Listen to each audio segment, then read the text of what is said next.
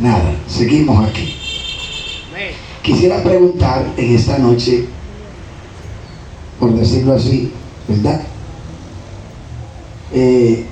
¿Ustedes saben cuántos libros tiene la Biblia? ¿Cuántos libros tiene la Biblia? Luz María, la Biblia tiene 66 libros. Yo podría hacer una pregunta: ¿todas las Biblias son iguales? No. ¿Por qué todas las Biblias no son iguales?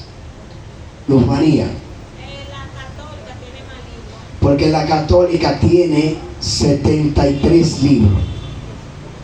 73 libros. Es decir, la de nosotros tiene 66 y la católica tiene 73. Es decir, tienen 7 libros de más. ¿Cómo le llamamos a esos 7 libros de más que le han añadido los católicos a la Biblia? Hermana María Esther, ¿cómo le llamamos a esos libros? A esos libros le llamamos apócrifos. ¿Por qué le llamamos apócrifos a esos libros? ¿Qué significa la palabra apócrifos? Patricia.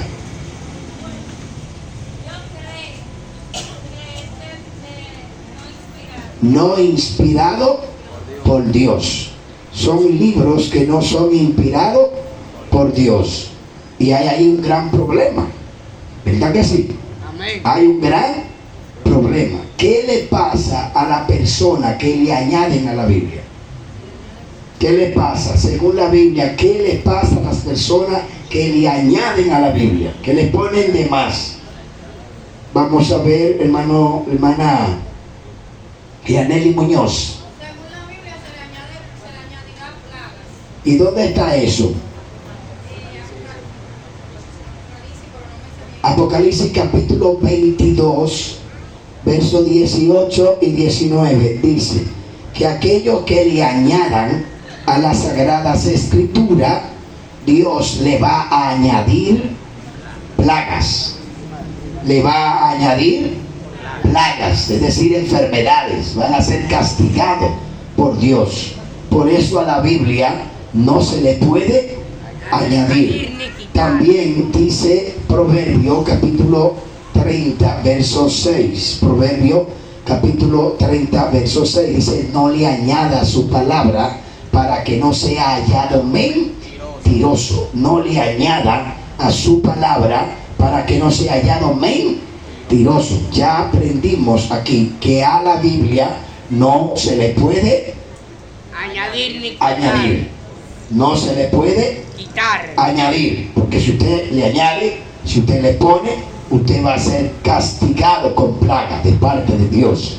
Si usted le añade a la Biblia, si usted dice la Biblia dice sin decir, la Biblia dice sin decir, usted va a ser hallado mentiroso.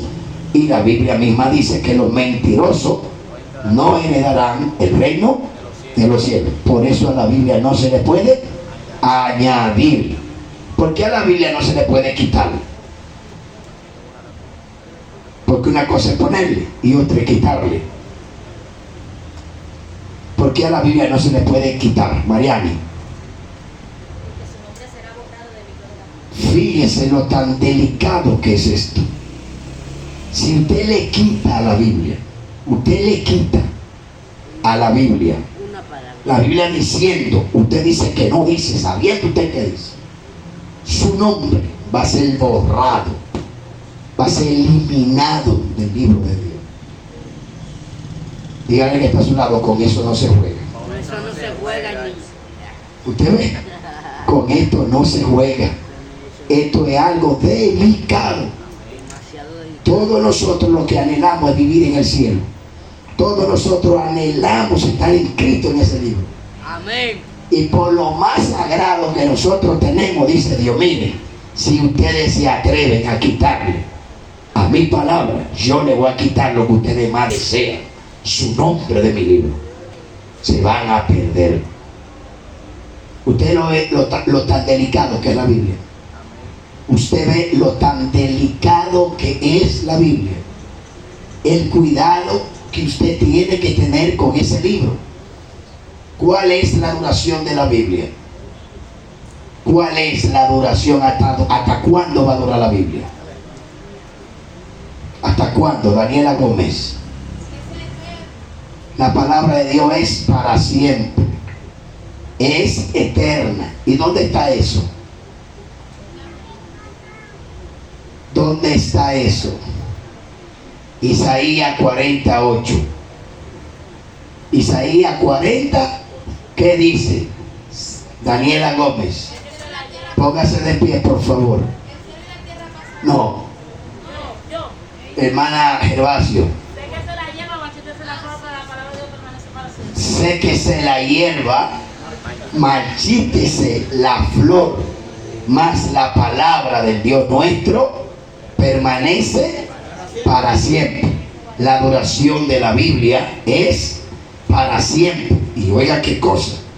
Cuando dice séquese la hierba, se refiere al hombre. Muérase el hombre. Marchítese la flor. En el contexto bíblico, la flor representa la riqueza, las empresas, los beneficios, los logros de los hombres. Es decir, destruyanse los barcos, los aviones, los edificios, las empresas, las grandes metrópolis, desaparezca todo eso. Pero la palabra de Dios va a permanecer para siempre. Entonces hay un texto que es el que dice Daniela, que podemos, ¿verdad?, unirlo a eso que dijimos, que está en Mateo 24, 35, que dice: el cielo y la tierra pasarán, pero la palabra de Dios permanece para siempre. Entendemos que la tierra es más grande que el hombre.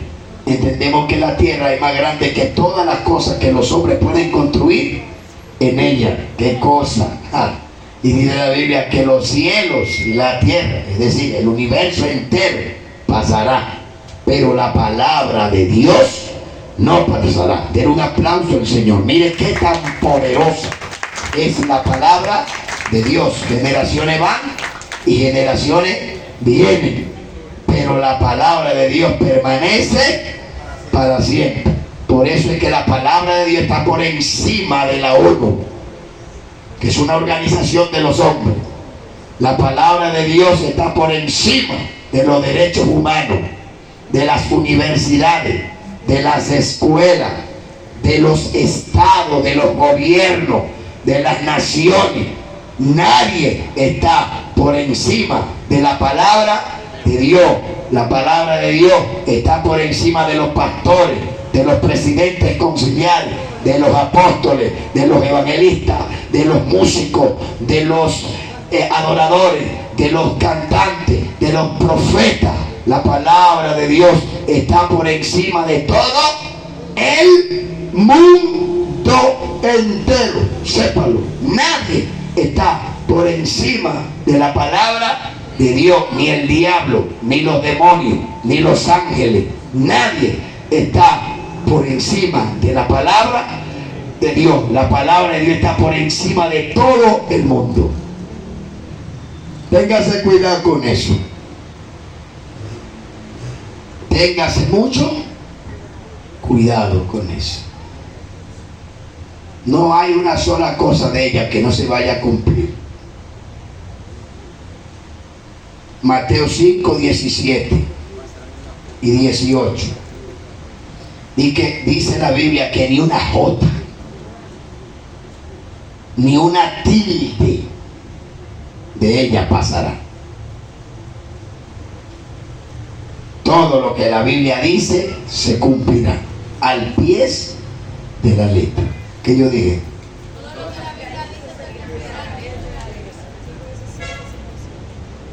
Así que téngase mucho cuidado con eso. No hay nada que esté escrito en ella que no se vaya a cumplir. Todo se va a cumplir al pie de la letra.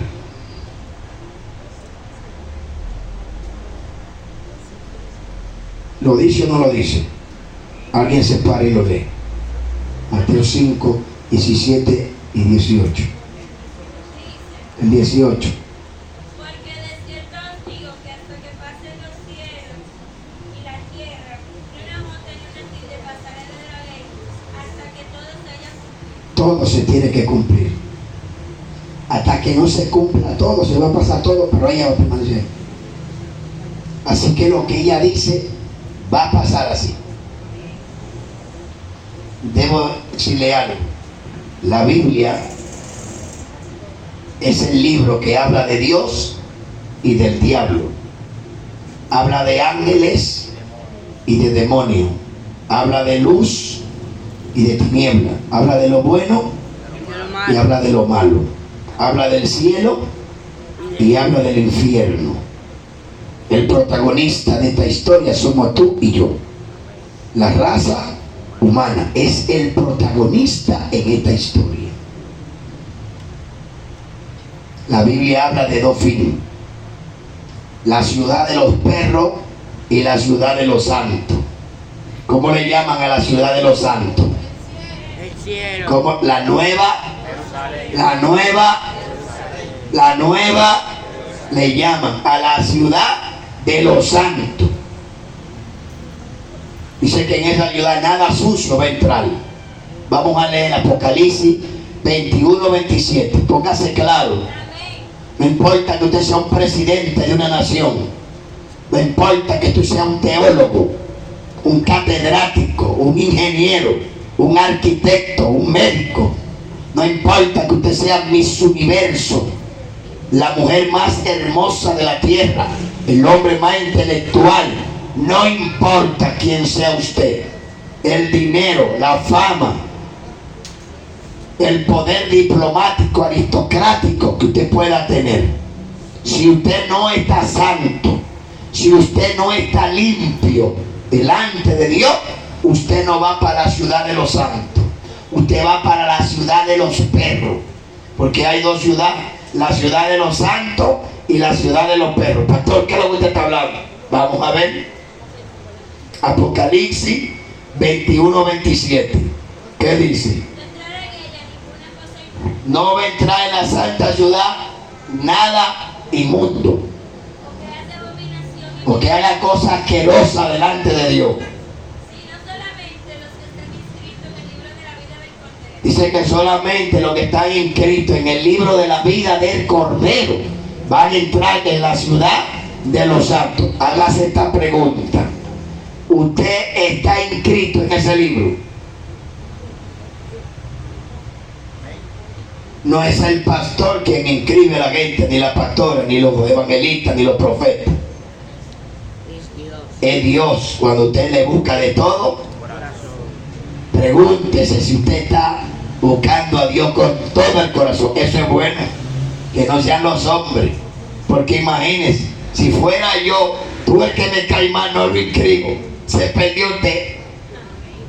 Si usted le cayó mal al profeta, al evangelista o el apóstol, y ellos tienen los derechos, no lo habían inscrito. ¿Qué problema es ese? Porque usted le cayó mal. El único que inscribe en ese libro es Jesús. A los hombres y a las mujeres que le buscan de corazón. Denle un aplauso fuerte al Señor por eso. Porque imagínense, si aquí se pusieron a vender la indulgencia. Oiga lo que hicieron los católicos. Se pusieron a vender la indulgencia a la gente. Era un papel que tenían que dar mucho cuarto. Y mientras más cuarto daban, más cerca de que estaban del cielo. ¿Qué sinvergüencería era esa? Por eso fue que Martín Lutero abandonó esa iglesia y creó la 95 tesis. La 95 tesis de Martín Lutero. Porque él encontró en la Biblia que nadie se justifica por las obras de la ley. Que la salvación no es por obra, ni por dinero, ni por nada de esa basura. Que la salvación es por gracia en Cristo Jesús. Que la salvación es por gracia en Cristo Jesús. No por dinero, no por oro, no por plata, no por dádivas humanas. Lea la Biblia para que no se pierda. Lea la Biblia para que se salve.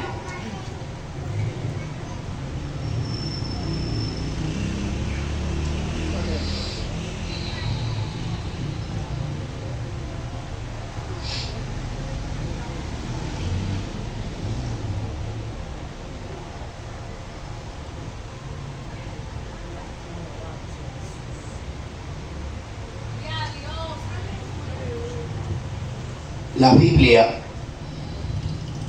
se escribió en 3 idiomas. Originalmente, cuando la Biblia se comenzó a escribir, sus palabras se escribieron en 3 idiomas. ¿En cuántos idiomas se escribió la Biblia? Usted estudiante de la Biblia, usted tiene que saber eso. ¿Cuáles son esos 3 idiomas en los que se escribió la Biblia? Hermano Wander o Galdo. En griego, en hebreo, y en arameo. Eso eran idiomas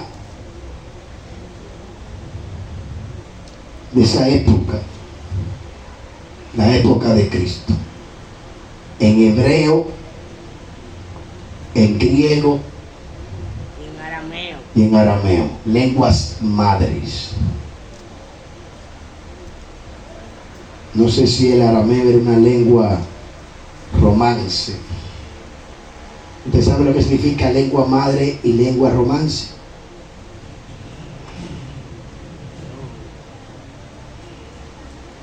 La lengua madre son lenguas originales que no dependen de otras lenguas, idiomas que siempre han estado ahí. Partiendo, ustedes saben, ¿verdad?, de allá de la Torre de Babel. La lingüística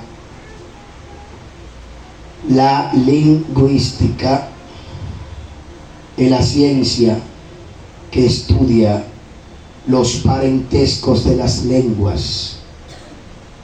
En los estudios filológicos de la lengua, algunos han llegado a pensar que el idioma original de la raza humana, algunos han llegado a pensar, no es un dato definitivo, algunos llegaron a pensar que el idioma original era el hebreo, pero eso no es determinante. Por ser quizá el pueblo de Dios, usted sabe, pero no se sabe con determinación definitiva cuál era el idioma original. Pero sí sabemos que en la Torre de Babel Dios dio muchos idiomas, y dentro de esos idiomas no estaba ni el haitiano, el creol, ni tampoco estaba el idioma de nosotros, que es el castellano, ni el italiano tampoco. Hay algunos idiomas que no son lengua madre, son lenguas romance, como el idioma nuestro. El idioma castellano, que hay más de 400 millones de hablantes a nivel mundial de la lengua castellana. El idioma de nosotros no es una lengua madre, es una lengua romance. 1119 años antes de Cristo hubo una mezcla entre el latín vulgar y el idioma vasco. El idioma vasco, una mezcla ahí. Aníbal fue a conquistar esa zona y una mezcla en Castilla, y de ahí comenzó a surgir el idioma nuestro, que no era una lengua como tal. Y así se han ido mezclando algunos idiomas y han surgido lenguas. Y a esas lenguas que surgen de 2 lenguas le llaman romance, como una relación entre un hombre y una mujer que paren a un muchacho. Ese muchacho nació de un romance, de la mezcla de 2 lenguas que surge otra lengua. Entonces, esos son los idiomas originales de la Biblia: el hebreo, el arameo y el griego. Tanto el hebreo como el griego son lenguas madres. Lengua madre. Se dice que ya no se hablan, que son lenguas muertas, que solamente existen en las escrituras. Ya no se utiliza como antes, solamente están en los escritos. Ok, es un dato que es bueno saber. Pero esos son los idiomas originales. Ahora tenemos la Biblia, que están siendo traducidas en todos los idiomas del mundo. Y todos los idiomas del mundo no cargan el mismo campo semántico en plenitud de otros idiomas.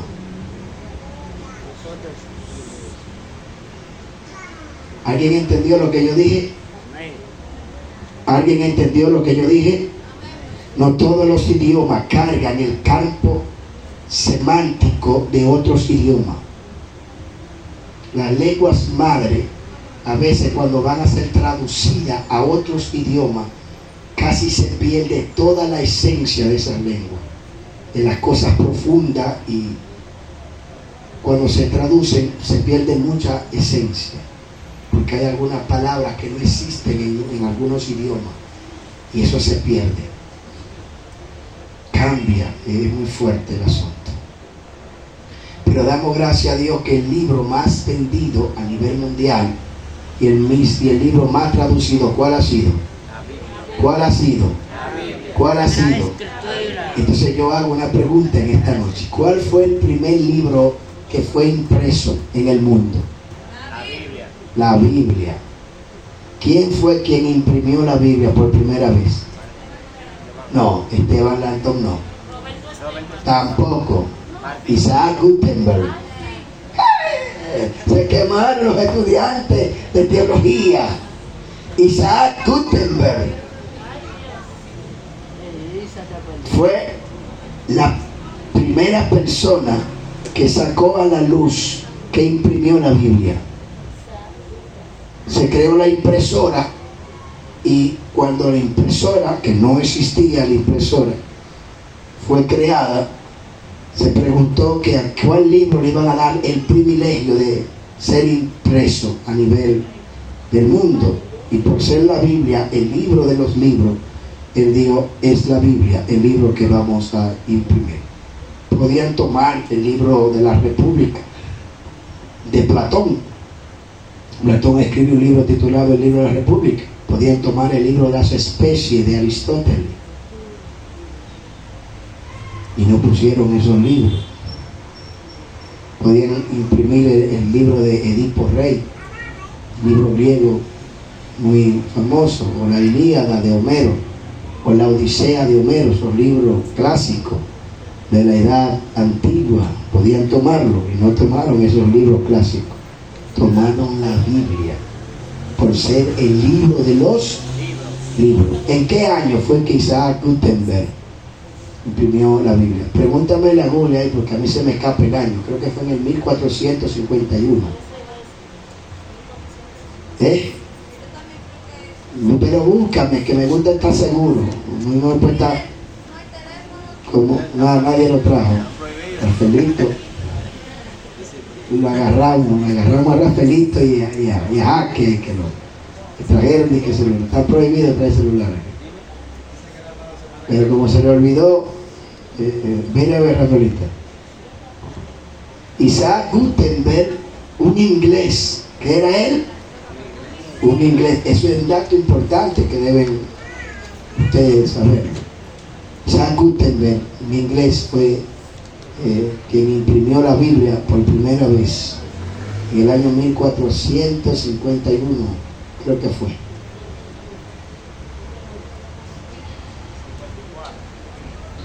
¿Cuánto? 1454. En el 1454. Eso, ok. 1454. Isaac Gutenberg fue quien imprimió, sacó la Biblia, porque la Biblia antes no existía el papel. Ustedes sabían que fueron los chinos, ¿verdad? Los chinos fue quien inventaron el papel. El papel no existía. En el tiempo de Cristo y antes de Cristo, ¿cuáles eran los materiales que se utilizaban para escribir? ¿Alguien sabe? Aquí. Vamos a ver, levante la mano. Venecia. El papiro, la madera, la piedra, la tablilla de cera, tablilla de barro, pieles de animales, la plata, el oro, el bronce. Eran los distintos materiales que se utilizaban para escribir las letras o las grafías. No se utilizaba el papel porque no existía. Cuando existió el papel, existió la imprenta, entonces se decidió a imprimir un libro, y ese libro fue impreso en el 1454 por Isaac Gutenberg, un inglés, la Biblia. Demos un aplauso a Dios por ese hombre. Después de tantos años podemos mencionarlo por esta grandiosa bendición de imprimir ese libro para el mundo, la palabra del Señor. Gracias. Ok, podría ser una pregunta que todo estudiante de la Biblia debería saber. Cuando la Biblia se imprimió o se escribió la Biblia, cuando la Biblia se escribió, ¿tenía capítulos y tenía versículos? No. Cuando la Biblia se escribió no tenía ni capítulo ni verso. Dios usó a algunos hombres para organizar, los que tenían las letras sueltas. Hoy dice, en el libro está el capítulo 2, verso 1. Antes no había capítulo 2 ni verso 1. Era en el libro de Génesis, dice esto y ya. ¿Usted escuchó? Entonces, para que la entendamos mejor, hubieron dos hombres que usaron de su capacidad intelectual. ¿Cuál fue la frase que yo dije? De los talentos intelectuales que Dios le dio a esos hombres. Ellos lo pusieron al servicio de la obra de Dios y organizaron mejor la palabra del Señor. Entonces cabe preguntar, si uno le puso capítulo y uno le puso versículo, yo quisiera preguntar, ¿quién fue que dividió la Biblia en capítulos?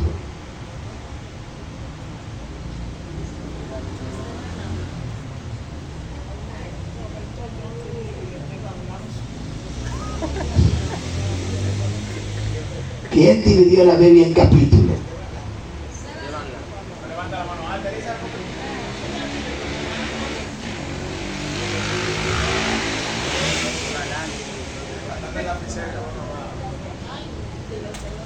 Roberto Estefano. Roberto Estefano, impresor de París. Roberto Estefano, impresor de París, dividió la Biblia en capítulos en el año 1551. 1551. Ahora, ¿quién dividió la Biblia en versículos? ¿Quién dividió la Biblia en versículos? Daniela Gómez, póngase de pie y dígame.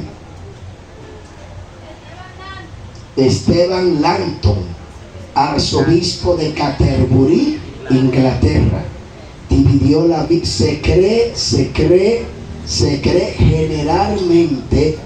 cree generalmente que Esteban Langton, arzobispo de Canterbury, Inglaterra, dividió la Biblia en versículos alrededor del año 1220 después de Cristo. 1220 después de Cristo se cree que Esteban Langton la dividió en versículos.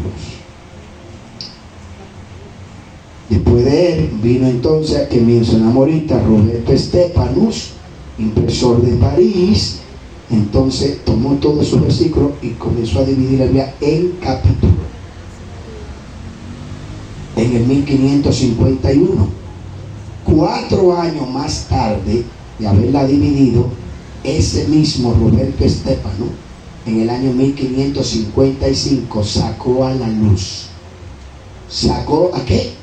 A la luz ante el mundo la Biblia, con capítulo y versículo. 4 años más tarde de haberla dividido. Es decir, en el año 1555, este hombre entregó al mundo una Biblia con capítulo y versículo. Demos un aplauso al Señor por eso.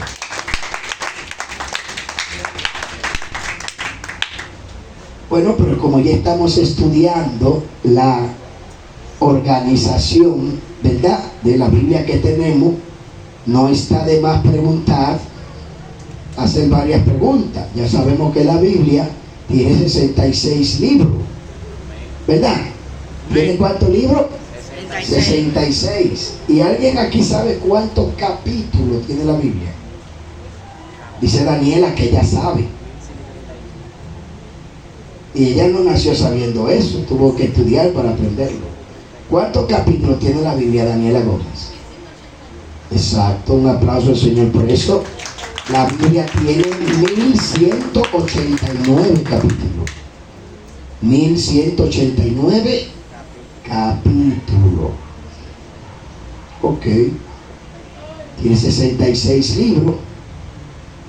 Y todos esos libros están divididos en 1189 capítulos. Bueno, como Esteban Lanto la dividió en versículos, entonces sería bueno saber cuántos versículos tiene la Biblia. No estaría de más saberlo, ¿verdad? ¿Cuántos versículos tiene la Biblia? Dice Elizabeth, que ya lo sabe. Herbacio, póngase de pie y dígalo. 31.371. Un aplauso al Señor, exacto. La Biblia tiene 31.371 versículos. 31.371 versículos. Hay posibilidad de que varíe porque algunas personas le quitan versículos y hay otros que le ponen. Pero hasta donde sabemos tiene 31.371 versículos. Ok. Entonces, seguimos con las preguntas. ¿Cuántos están afilados ya? Son detallitos que no salvan a nadie, pero es importante uno saberlo como estudiante de la Biblia. ¿Verdad que sí? Por ejemplo, ¿cuál es el primer libro de la Biblia? Hermano Charlie. El primer libro de la Biblia, ¿cuál es? Todo estudiante de la Biblia debe saber que el primer libro de la Biblia es Génesis. Amén. Luz María, ¿y cuál es el último libro de la Biblia, Luz María? Apocalipsis. Es el último libro de la Biblia. Ahora viene una gran pregunta para Beilin. Beilin Biel, ¿cuál es el libro más grande de la Biblia? El libro más grande. ¿Y por qué? Póngase de pie. Dice Beilin Biel que el libro más grande de la Biblia es el libro de los Salmos. ¿Por qué? ¿Cuánto? No. El Salmo es el libro más grande de la Biblia porque tiene 150 capítulos. ¿No ve la importancia? Es grande porque tiene 150 capítulos. Ningún otro libro tiene más que eso. Tiene 150 capítulos. Bueno, y como ya sabemos cuál es el libro más grande de la Biblia, el más grandote, porque tiene 150 capítulos, entonces no está de más saber cuál es el más pequeñito. ¿Cuál es el libro más pequeño de esos 66? ¿Cuál es el libro más chiquito de la Biblia? Hermana Berky Germán, párese y dígame, ¿cuál es el libro más pequeñito de la Biblia? Dice ella que no sabe. Hermano Jaque, ¿cuál es el libro más pequeño de la Biblia? Ese es un estudioso de la Biblia, hermano Jaque. ¿Cuál es? No, el libro más pequeño de la Biblia. Judá no. Judá creo que tiene 21 versículos o 17. No, Judá no. Silvia. ¿Por qué? Exacto, un aplauso al Señor por nuestra hermana Silvia. El libro más corto de la Biblia es Segunda de Juan. Segunda de Juan, porque tiene 13 versículos. 13 versículos. Hay muchos libros en la Biblia que tienen un capítulo. Hay varios que tienen un capítulo, pero el que tiene menos versículos es el más pequeño y es Segunda de Juan. Segunda de Juan porque tiene 13 versículos. Ya sabemos cuáles son los libros más grandes y el más pequeño de la Biblia. Ahora vamos a ver los capítulos. ¿Cuál es el capítulo, hermano Omni Anual? ¿Cuál es el capítulo capítulo más grande de la Biblia. ¿Y por qué? Déjenlo, no lo susurren, piensen en voz baja, no en voz alta. No me digan que curiosidad, tío Nil. Está en los salmos, ¿verdad? Está en los salmos, pero no lo recuerdo. Hermano Robert, dígaselo. Exacto. ¿Por qué Robert el 119? Bueno, Robert sabe que es el 119, de verdad. Es el capítulo más grande de la Biblia. El Salmo 119. Ahora, ¿por qué? Hermana Luz María. No. Patricia Gómez. Excelente. El Salmo 119 es el capítulo más grande de la Biblia porque tiene 176 versículos. 176 versículos. Excelente. Ok, ya, usted no es tan fácil, ya lo sabemos, el capítulo más grande. Pero hermana Berky Contreras, que me diga cuál es el capítulo más chiquito de la Biblia, el capítulo más corto. ¿Y por qué? Demos un aplauso al Señor, hermana. Mire, Berky, calladita. No se confundan, todavía el conocimiento está ahí. Aleluya. Ese es el capítulo más pequeño de la Biblia entera. El Salmo 117, porque tiene 2 versículos. 2 versículos.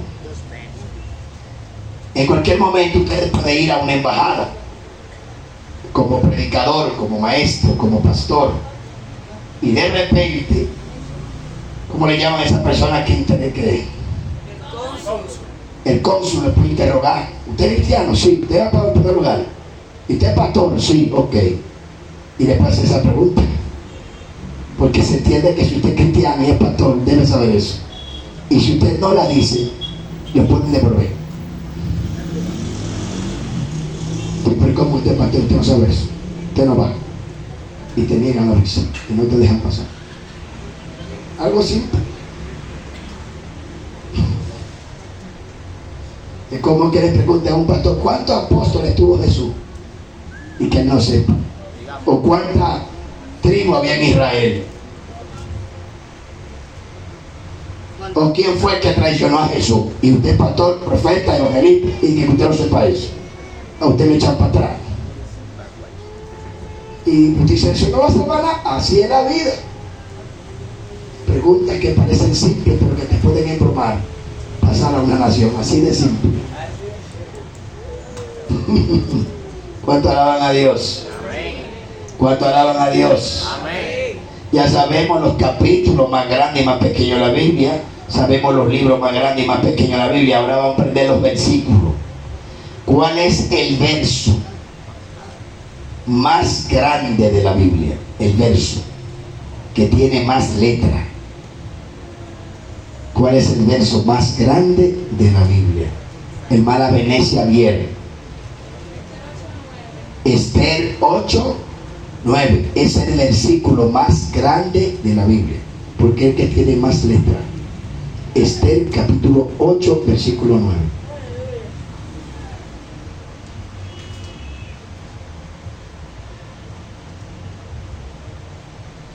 ¿Y cuáles son los 3 versos más pequeños de la Biblia? Con su cita y qué dice.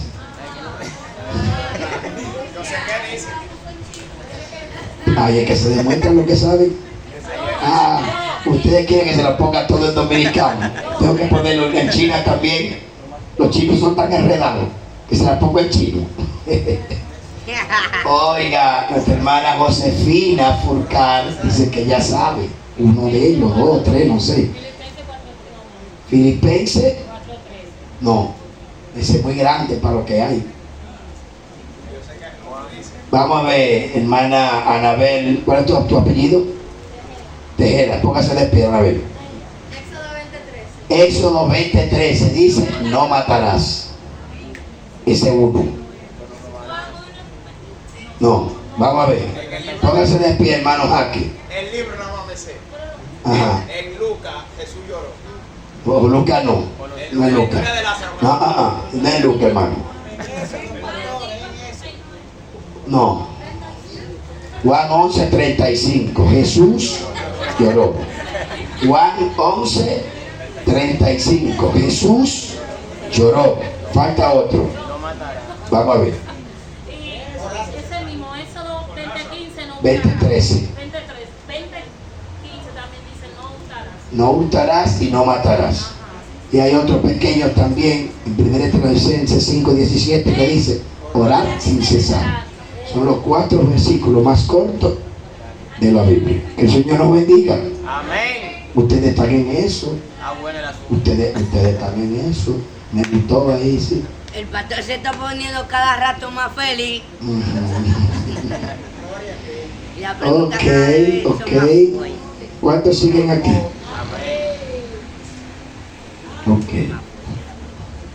Ahora vamos a ponérsela un poquito más en China. Deben saber, y es importante que sepan eso. La Biblia tiene cosas que son simples y hay cosas que son complejas. Cosas simples y cosas complejas tiene la Biblia. Entonces es bueno que sepamos que el 75% de la Biblia es simbólica, es simbolismo. La Biblia usa muchos símbolos y usa muchas figuras literarias como la hipérbole, el simil, la parábola, la sinécdoque, la prosopopeya, la ironía, etc. El 75% de la Biblia es símbolo. Es decir, que usted tiene que esforzar un poquito la mente para poder interpretar correctamente lo que eso quiere decir. Y el 25% de un 100%, el 25% de la Biblia son cosas que hay que tomarlas al pie de la letra. No sé si alguien entendió lo que yo dije o lo que quiero decir. ¿Entiende lo que quiero decir? ¿Entiende lo que quiero decir? Hay cosas que son simbólicas. El 75% de la Biblia es simbólica. Entonces eso hay que prestarle mucha atención para uno poder interpretar lo que se quiere decir. Fue como cuando Jesús dijo, deja que los muertos entierren a los muertos. Habla de algo literal, pero también habla de algo simbólico. Habla de una muerte física y habla de una muerte espiritual. Hay un simbolismo y hay literal. Dice Jesús que si un ciego guía a otro ciego, ambos caen en el hoyo. Literalmente hablando, eso pasa. Un ciego guiando a otro ciego cae en el hoyo. Sin embargo, Jesús usó eso como un ejemplo para hablar de la ceguera espiritual. Tienen ojo. Entonces literalmente eso es inaudito. Como que una gente tiene ojo y no ve. Ah, pues ciego. Porque hay gente que tiene ojo, pero no ven porque están ciegos. Pero estos tienen ojo y la vista está bien físicamente, pero no pueden ver, porque él está hablando de algo simbólico. Habla sobre las cosas espirituales, ceguera espiritual. Entonces ahí hay que romperse la cabeza.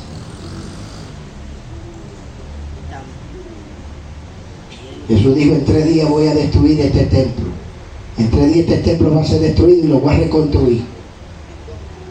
Hablando de un templo literal, un cuerpo físico, habla de su cuerpo y estaba interpretando que era el cuerpo literal, que era el templo físico. Entonces, terrible, muy fuerte. Más fácil pasa un camello por el ojo de una aguja que un rico en el reino.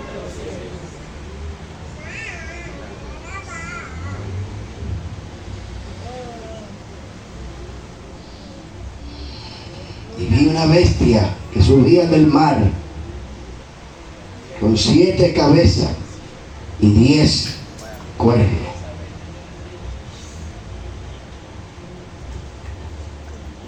Y dice que esa bestia va a gobernar sobre todos los pueblos, tribus, lengua y nación. Una bestia de 7 cabezas y de 10 cuernos. Tiene dientes de león y parece a un leopardo y tiene pie de oso. Imagínense un hombre sentado en la ONU, este monstruo con 7 cabezas y 10 cuernos, dientes de león, parecido al leopardo y con pie de oso. ¿Usted ha visto un ser así? Y se va a gobernar el mundo. ¿Y cómo es eso? Un hombre que con 7 cabezas. Y esa cabeza, ¿de qué son? Una cabeza de hombre, o una de becerro, o una de águila, porque ahí aparece un personaje en la Biblia, ¿verdad? Los seres vivientes que tienen cabeza de león, cabeza de becerro, cabeza de águila y cabeza de hombre. Y ahora aparece otro que tiene 7 cabezas. Uno que apareció con 4 cabezas ya, los seres vivientes con 4 cabezas, y ahora aparece una bestia con 7 cabezas y 10 cuernos. Vamos a ver. ¿Es que va a aparecer un hombre literal así que va a gobernar el mundo entero? ¿Eso es simbólico o es literal? Simbólico. Pero él lo vio literal, ¿verdad? Pero eso es algo simbólico. ¿Qué representan esas 7 cabezas según la Biblia? Los 7 imperios, ¿verdad? Y esos 10 cuernos, ¿qué representan? 10 reyes. Oye, unos cuernos, me pegaron los cachos 10 veces fue. Fueron 10 veces. No, porque aquí te dicen cuerno, tiene un cuerno, te ponen así por detrás. Es un cuerno, un cuerno. Un cuerno aquí representa infidelidad, pero un cuerno allá representaba reino. Reino, dominio. Ve que hasta los términos van tomando significado diferente. Las palabras tienen poder. Y así como nacen, se reproducen, también mueren. Y son sustituidas. Antes a los jóvenes decían mancebo, ese jovial, ya no, le dicen joven o adolescente. Las palabras mueren, nacen, crecen y se reproducen. Entonces, eso es simbólico.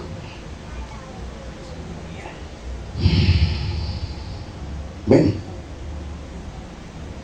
tiene dientes de león. Aquí representaba el león en la profecía bíblica de Daniel capítulo 7, al imperio babilónico. Va a tener la fuerza, ese hombre va a tener la fuerza de Babilonia, que tenía como el leopardo, que representa la fuerza de Grecia. Se va a concentrar la sabiduría de Grecia en ese hombre. Pie de oso, que representa la fuerza militar que tenía Medo-Persia. 10 cuernos, apoyo del mercado común europeo en el gobierno del anticristo.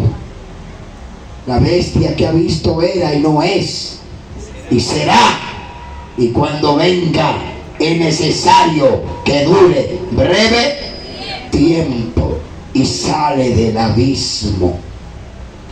La Roma revivida, dirigida por el anticristo.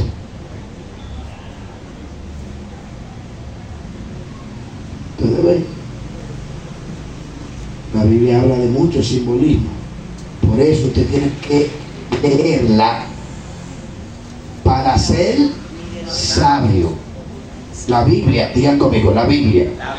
Hay que leerla para ser sabio. Hay que creerla para ser salvo. Para ser salvo. Y hay que practicarla para ser santo. 3 cosas diferentes. Las Sagradas Escrituras o la Biblia, usted tiene que leerla para ser sabio. Leerla para ser sabio. Debe creer en eso que usted lee para salvarse. Jesús es el que cree y es bautizado será. De nada le sirve usted lee la Biblia y no creerla. Tiene que creer en esa palabra para ser salvo. Y tiene que practicarla, es decir, obedecerla, si de verdad usted quiere ser un hombre o una mujer santo o santo. Tiene que practicarla para ser santo. ¿Cuántos me escucharon? ¿Cuántos me escucharon? Amén. ¿Usted quiere ser santa? Amén. Practique la Biblia. ¿Usted quiere ser sabia?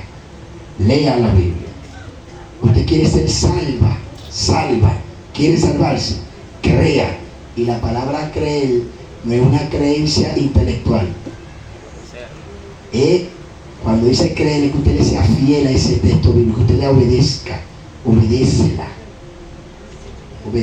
al pie de la letra. No te desvíes ni a derecha, en que no sirva a Dios a tu manera. Deja de ser sabia. Deja de ser sabio a tu manera.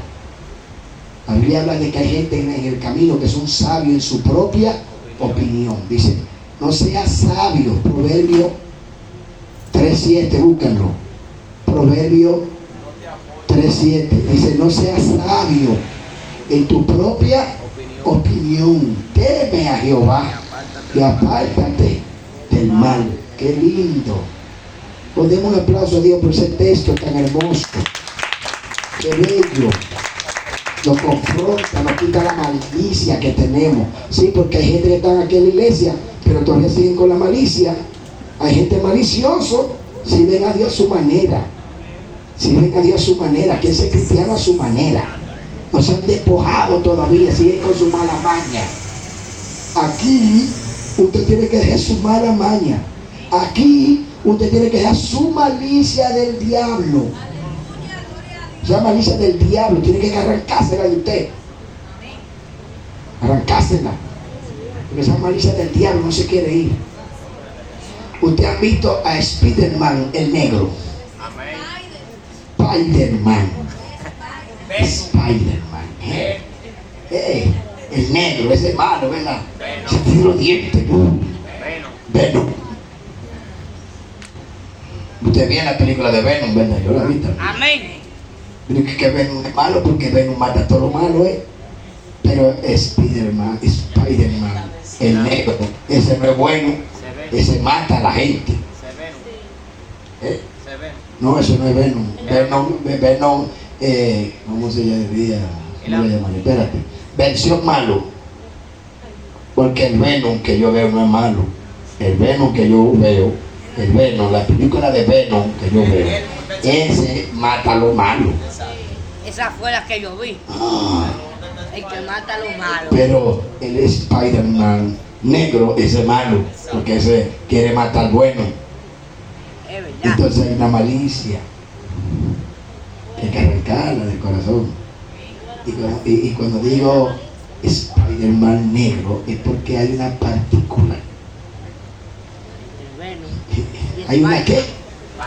Una partícula. Y quiero que presten atención porque la Biblia dice que las zorras pequeñas.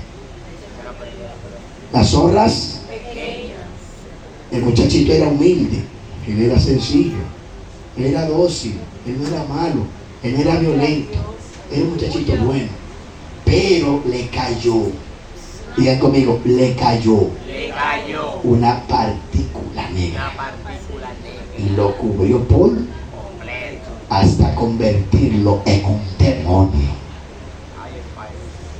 Lo convirtió en un demonio.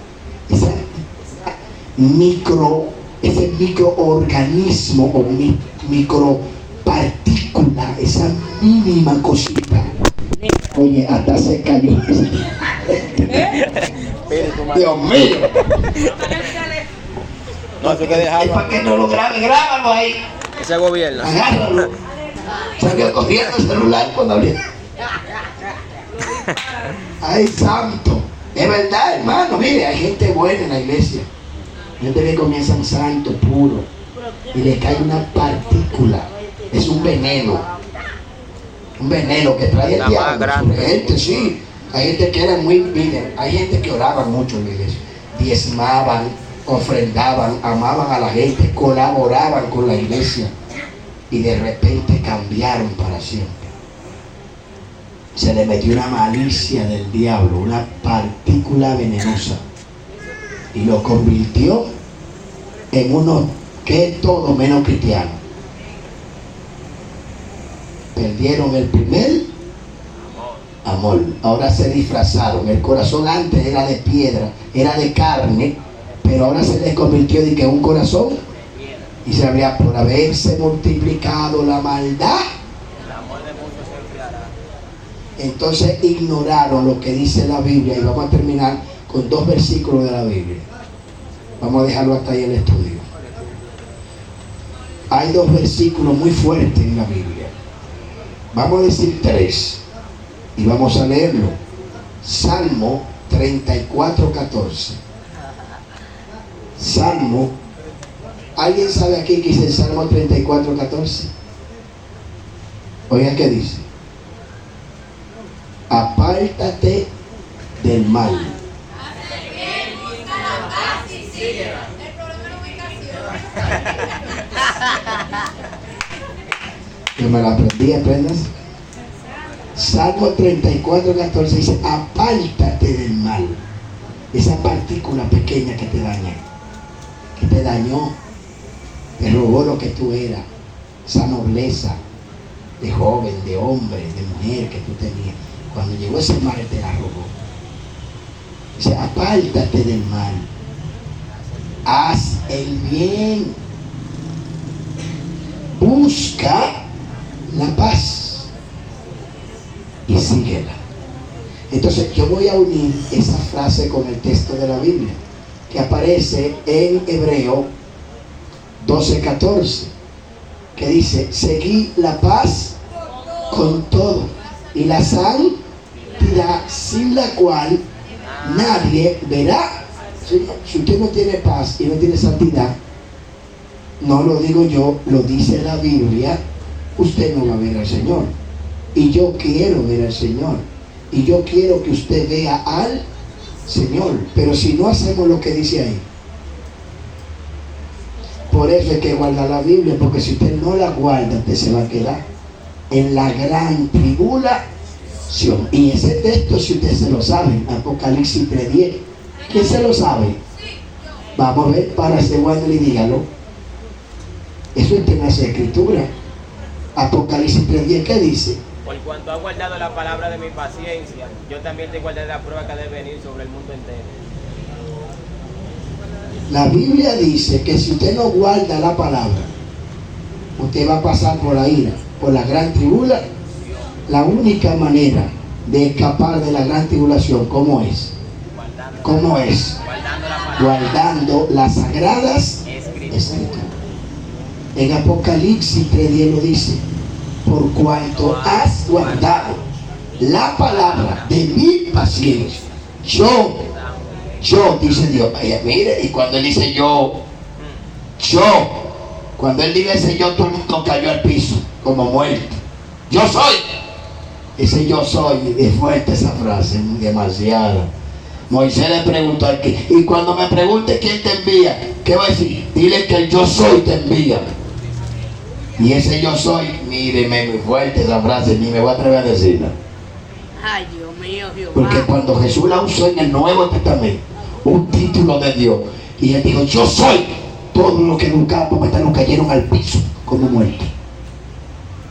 Y ahora dice: yo te guardaré de la hora de la prueba que ha de venir sobre el mundo. Gracias a Dios que eso no depende de mí, depende de usted mismo. Dice el Señor que si usted guarda su palabra, nadie te va a detener aquí. Tú te vas con él para arriba. Demos un aplauso a Dios por eso. Que la salvación es individual. La salvación es individual. Usted se pierde si usted quiere, pero está todo escrito. Todo está escrito ahí. No se pierda, sálvese. No se pierda, sálvese. Ahora, si usted no vence el mal. Bueno, mire, hay un texto simple en Romanos 12, 21. Pueden buscarlo si quieren y confirmarlo. Romanos 12, 21. ¿Quieren que se lo digan? ¿Quieren que se lo digan? Mira cómo dice: no te dejes vencer del mal.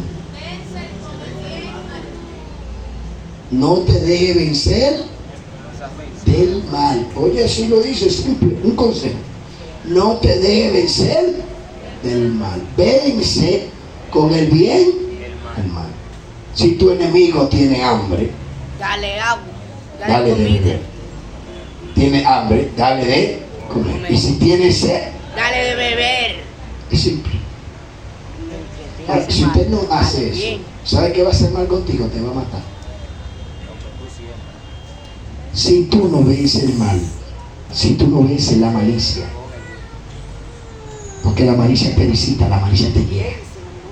Si tú no vences esa malicia del diablo, si tú no vences ese mal, ¿sabes qué va a hacer? Esa maldad te va a matar a ti. Y no es que yo lo estoy diciendo, yo no estoy profetizando. Está en las Sagradas Escrituras. En el Salmo 34, 21. Dice las Sagradas Escrituras: matará al malo la maldad. Matará al malo. No es Dios que te va a matar, ni el diablo tampoco.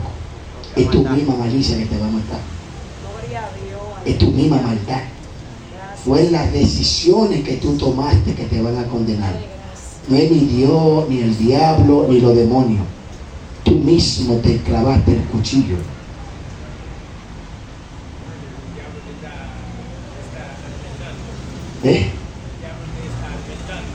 El diablo lo está alimentando para matarlo, pero él se la está comiendo.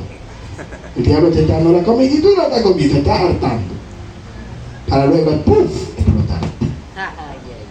Vamos a leerlo, a ver si Salmo 34, 21, a ver si lo dice o no lo dice. Matará al malo la maldad. Y luego dice: y el que aborrece al justo será castigado. Y yo quiero que ustedes me permitan hacer como un paralelismo. La Biblia es tan bella. No sé cómo ustedes no aman leer la Biblia. Amén. Es tan linda, porque cada vez que yo voy hablándola, y se me va así como, se me va a hacer todos los versos así, me van llegando. Oye, ¿cómo dice? Espérate.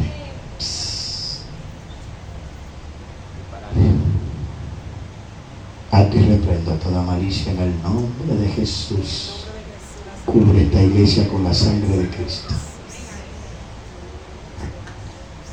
Dice: matará al malo la maldad. Y el que aborrece al justo serán con. Mire qué pasa en la iglesia. Cuando hay gente que comienza a hacer cosas malas, que comienzan a andar mal, ¿usted sabe qué pasa? Que los justos, cuando lo ven, lo corrigen, lo reprenden. ¿Y sabe qué hacen ellos? En vez de arrepentirse, le cogen odio, le cogen mala gana, no lo pueden pasar. Entonces hay una lucha entre la luz y las. Yo quiero que ustedes escuchen lo que dice Tito 1:15. Búsquenlo todo para que ustedes vean algo ahí. Tito 1:15.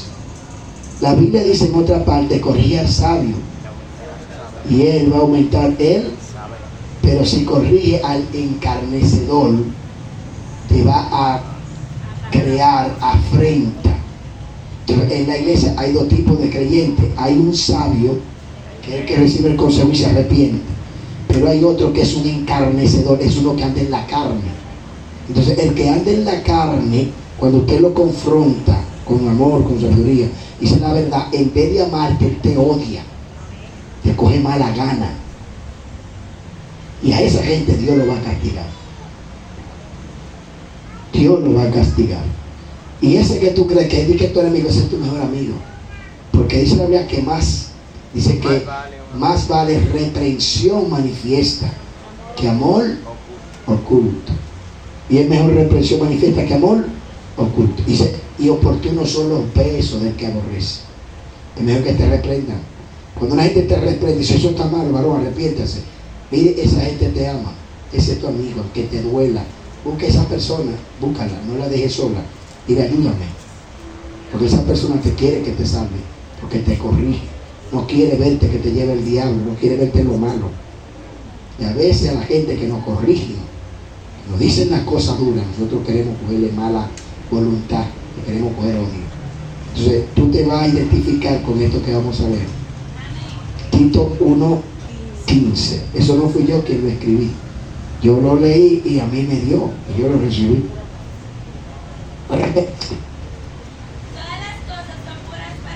Todas las cosas son puras para los puros, mas para los corrompidos, gente corrompida, y los incrédulos, es decir, los que oyen la Biblia pero no la obedecen, nada es puro, porque hasta su mente y su conciencia. Mire, hay gente que está en la iglesia que tiene la mente corrompida y su conciencia también, y nada de lo que Dios le manda lo reciben porque están dañados. ¿Qué yo dije? Están aquí adentro, pero están su mente y su conciencia. Por eso las cosas buenas cuando llegan no las reciben. Todo lo que viene del Espíritu Santo lo rebota. Pero no hay problema. Tú estás dañado y está aquí. Tú estás dañado, pero está aquí. Y la Biblia tiene para todo. Digan conmigo, tiene para todo. Tiene para todo. ¿Qué es lo que hay para esos que están aquí? Tienen la mente corrompida y dañada, pero están aquí. Hay un texto de la Biblia que habla de eso. Y quisiera que aparezca un sabio o una sabia y me lo diga, porque estamos hablando de las Sagradas Escrituras. Dice que están dañados, pero están aquí. ¿Qué Dios va a hacer con esa gente si ellos le permiten? Según la Biblia. ¿Y dónde está eso? Bueno, le puse como la prueba de rey Nabucodonosor a los sabios y a los caldeos, pero no, porque ustedes saben la respuesta, que ellos no sabían nada, tenía Dios que revelárselo, pero ustedes la tienen en la mente, pero no la quieren buscar. Están dañados la mente y la conciencia, pero ellos están aquí, y Dios dice que está dispuesto a hacer algo con ellos. Y hay un texto en la Biblia que habla de eso, un capítulo que habla de eso. Dice que la vasija se echó a perder en sus... Jeremías 18. Un aplauso a Dios por Elizabeth. Jeremías 18 lo dice. Y la vasija de barro se echó a perder en sus manos. Y entonces Dios decidió romperla y hacerla una vasija nueva. Y después que Dios hizo esa vasija nueva, bonita, elegante, Dios le preguntó a Israel, ¿podré yo hacer contigo? Usted ve que la Biblia es simbólica. ¿Qué yo dije? ¿Qué yo dije?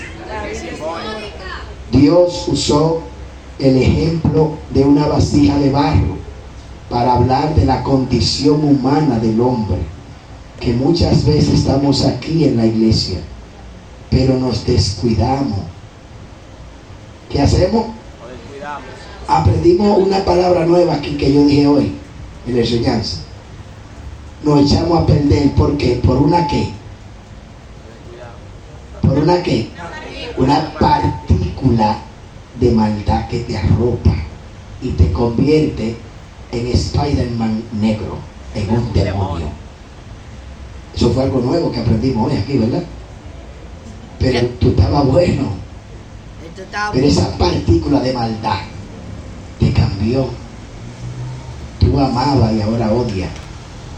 Tú perdonabas y ahora no perdonas. Tú ayudabas a los necesitados y ahora no lo ayudas. Tú orabas y ya no oras. Tú predicabas y ya no predicas. Tú servías y ya no sirves.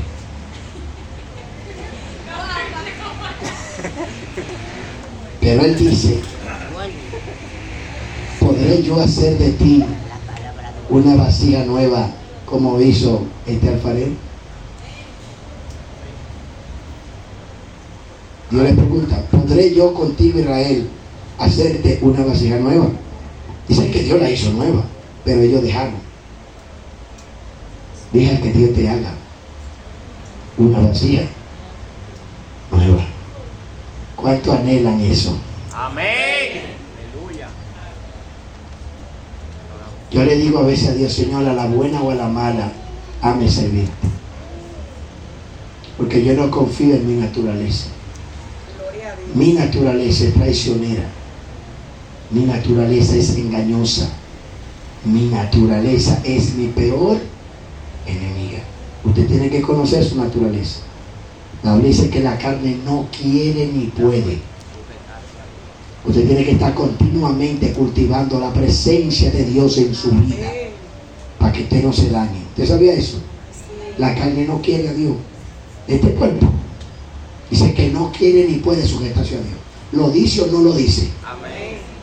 Es usted que tiene que doblegarlo. Por eso dice, vela y ora. Métete hasta que ella absorba la presencia. Y podamos decir, como dijo ese salmista, mi carne, ya no la fornicación, ya no el adulterio, ya no el orgullo, ya no la venganza, ya no la raíz de amargura, ya no el enojo, ya no el odio. Mi carne anhela la voluntad, la santidad, la dignidad de Dios. Por eso cantamos la canción para colectar las ofrendas, dame un nuevo corazón. Aleluya.